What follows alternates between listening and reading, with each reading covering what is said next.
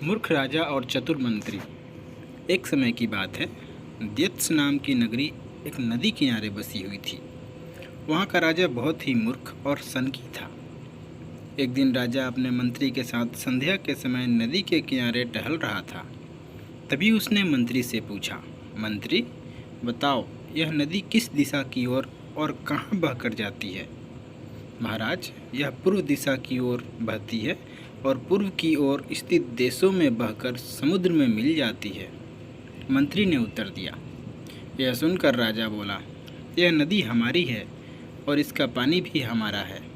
क्या पूर्व में स्थित देश इस नदी के पानी का उपयोग करते हैं? जी महाराज, जब नदी उधर बहती है तो करते ही होंगे, मंत्री ने उत्तर दिया। इस पर राजा बोला, जाओ नदी पर दीवार बनवा दो और सारा का सारा पानी रोक दो। हम नहीं चाहते कि पूर्व दिशा में स्थित देशों को पानी दिया जाए। लेकिन महाराज, इससे हमें ही नुकसान होगा, मंत्री ने उत्तर दिया। नुकसान? कैसा नुकसान? नुकसान तो हमारा हो रहा है। हमारा पानी पूरब के देश मुफ्त में ले रहे हैं और तुम कहते हो कि नुकसान हमारा ही होगा।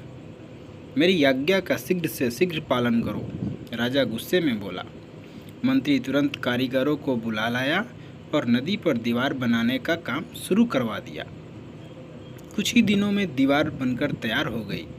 राजा बहुत खुश हुआ, पर उसकी मूर्खता की वजह से कुछ समय बाद नदी का पानी शहर के घरों में घुसने लगा। लोग अपनी परेशानी लेकर मंत्री के पास आए। मंत्री ने उन्हें आश्वासन दिया कि वह सब कुछ ठीक कर देगा। मंत्री ने एक योजना बनाई। महल में एक घंटा बजाने वाला आदमी रहता था। वह हर घंटे पर समय के अनुसार घंटा बजा देता था, जिससे सभी को समय का पता चल जाता था।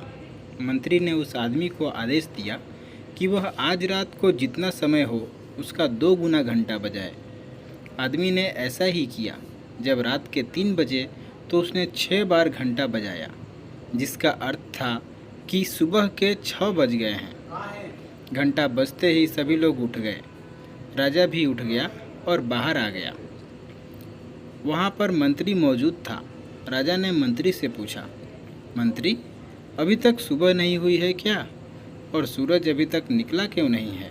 मंत्री ने उत्तर दिया, महाराज, सुबह तो हो चुकी है, परंतु सूरज नहीं निकला है, क्योंकि सूरज पूरब की ओर से निकलता है। शायद पूरब के देशों ने सूरज को रोक दिया है, क्योंकि हमने उनका पानी रोक दिया था।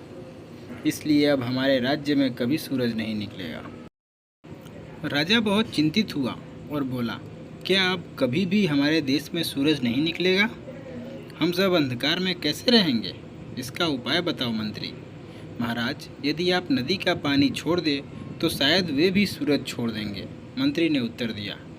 राजा ने तुरंत मंत्री को हुक्म दिया कि वह नदी पर बनाई गई दीवार को तोड़वाए। मंत्री ने राजा की आज्ञा का पालन किया और कारीगरों को आदेश दे दिया कि दीवार को तोड़ दिया जाए।